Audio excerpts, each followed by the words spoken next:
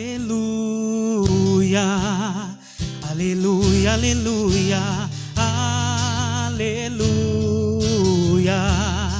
aleluia, aleluia, aleluia,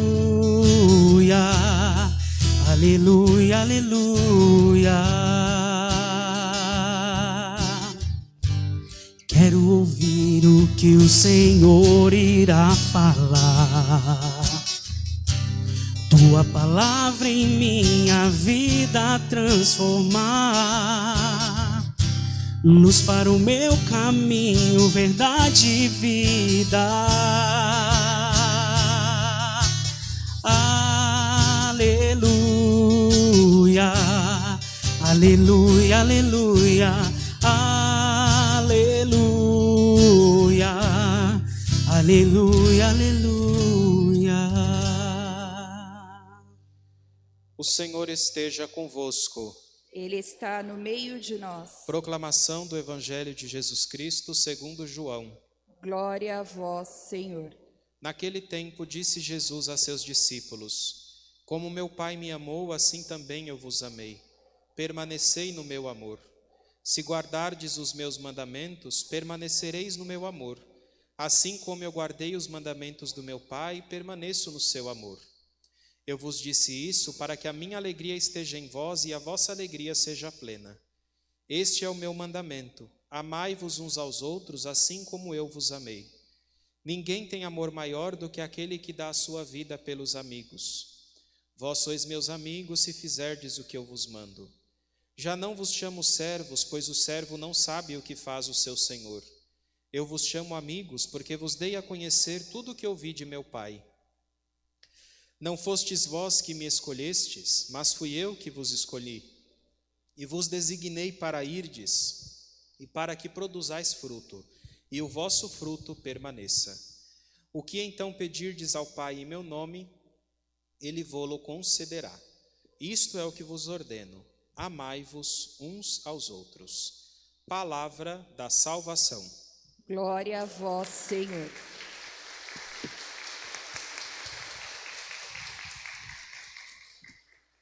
Louvado seja nosso Senhor Jesus Cristo. Para sempre seja louvado. Podem sentar-se, irmãos e irmãs.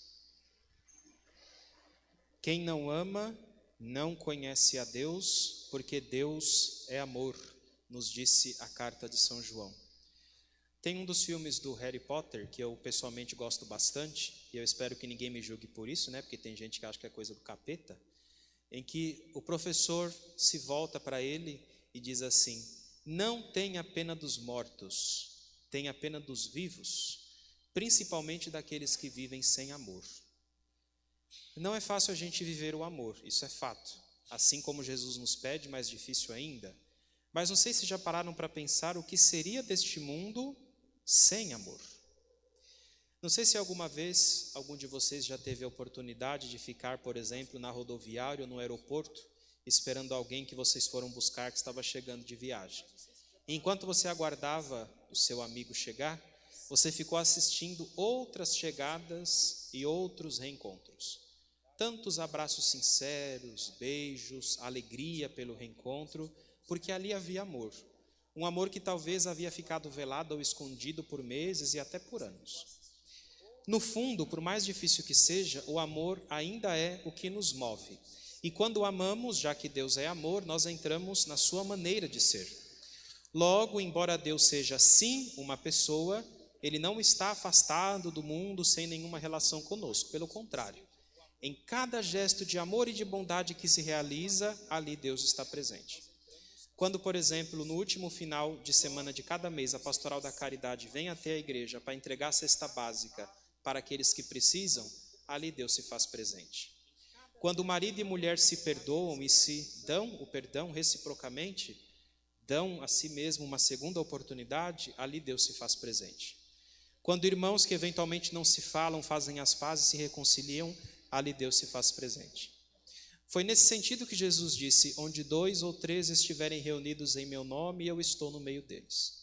A gente atribui esse texto só quando a gente se reúne para rezar, mas é muito mais do que isso. Sempre que a gente se congrega para qualquer iniciativa que visa edificar e construir ali Deus está. Como nós cantamos naquele mantra bonito, não é? Onde há amor e a caridade, Deus aí está. Certamente é isso que faz o apóstolo Paulo dizer numa de suas cartas, que a caridade cobre uma multidão de pecados.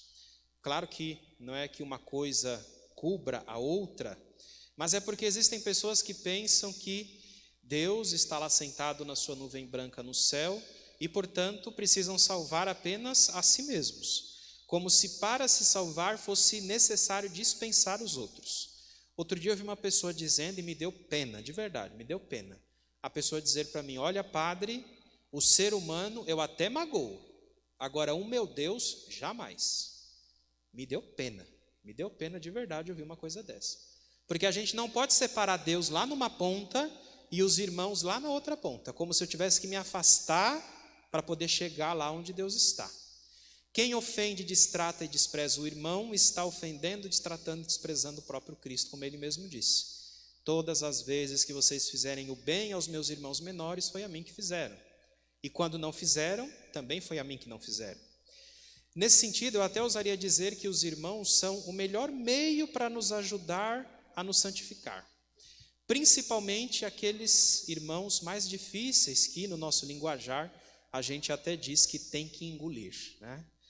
O amor aos irmãos não é um acessório à nossa vida e também não pode ser encarado como uma obrigação. Aquele discurso assim, mas fazer o quê, né? Eu tenho que amar? Não, você não tem que. Você escolheu amar, porque você optou por ser cristão. E o amor aos irmãos está dentro do ser cristão. Quando a gente encara o amor assim, eu tenho que, significa que o amor para mim não é uma convicção, ele é uma obrigação. E não pode ser assim. Tem que ser algo verdadeiro, que vem de dentro. O amor é essencial para que a gente testemunhe a nossa fé.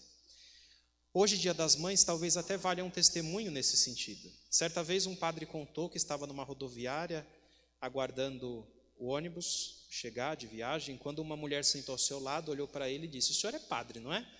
Ele estranhou porque não estava identificado com nada e começaram a conversar os dois, né?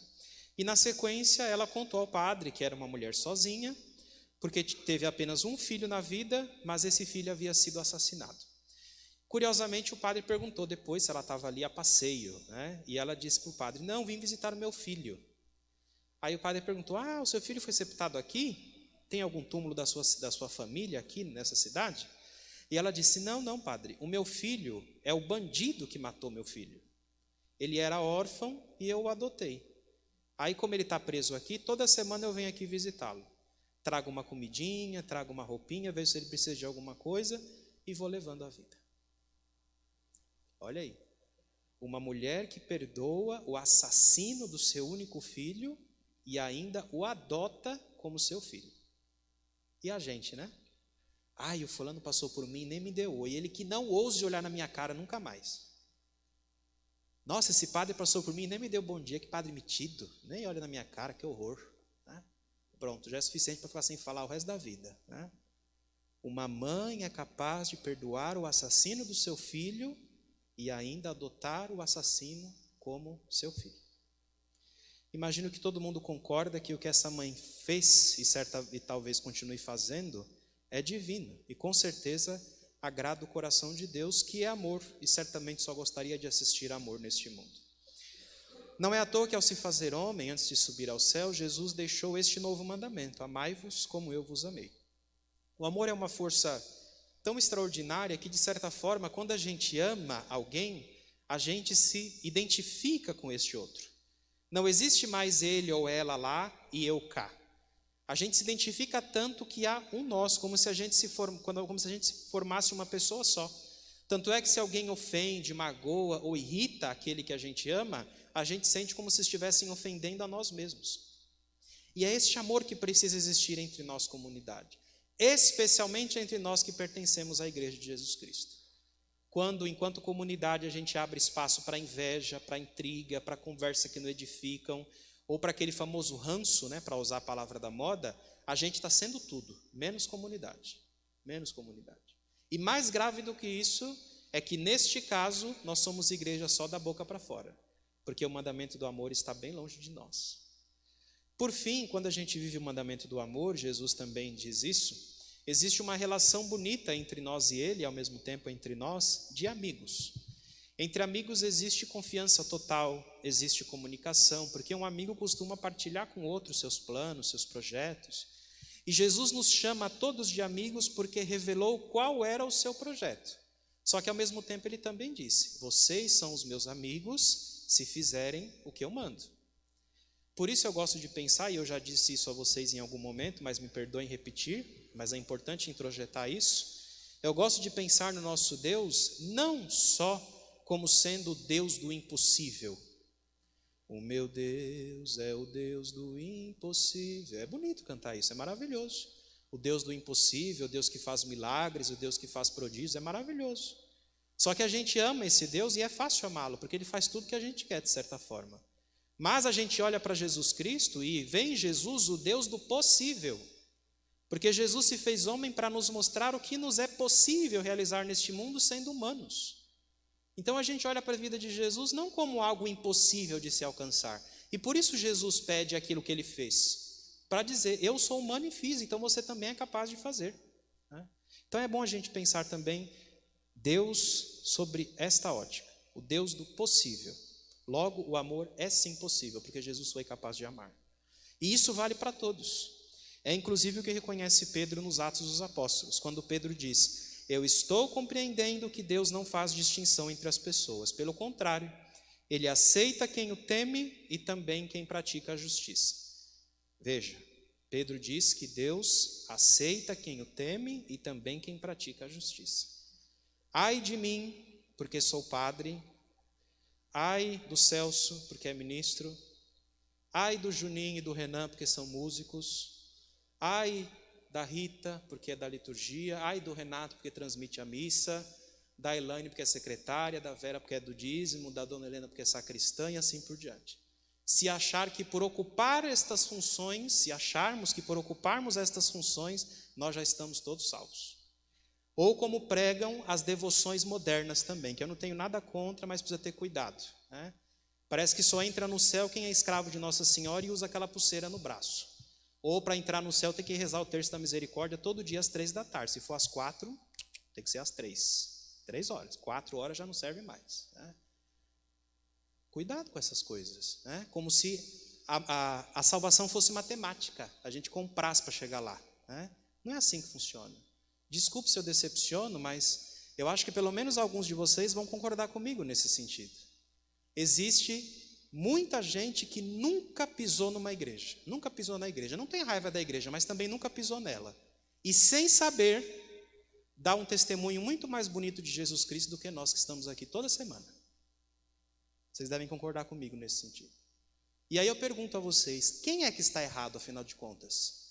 É quem não vem à igreja, mas de alguma forma segue Jesus Cristo ainda que sem saber? Ou somos nós que estamos aqui toda semana e continuamos vivendo no pecado? Quem é que está errado? Para pensarmos nisso também, né?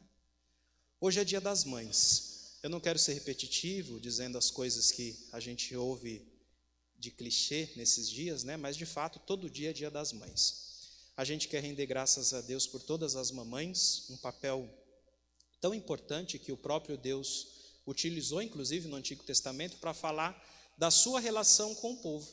Isso foi até musicado, né? Uma música que diz: a mãe será capaz de se esquecer ou deixar de amar algum dos filhos que gerou? Lembram-se dessa música? E continua: e se existir acaso tal mulher, Deus se lembrará de nós em seu amor. E não só isso, Jesus também, para não nos deixar órfãos, nos deu, por mãe da humanidade, a sua própria mãe Maria. E o Padre Zezinho também cantou numa outra música: em cada mulher que a terra criou, um traço de Deus Maria deixou. Portanto, às nossas mães, o nosso muito obrigado por existirem na nossa vida e também na nossa trajetória.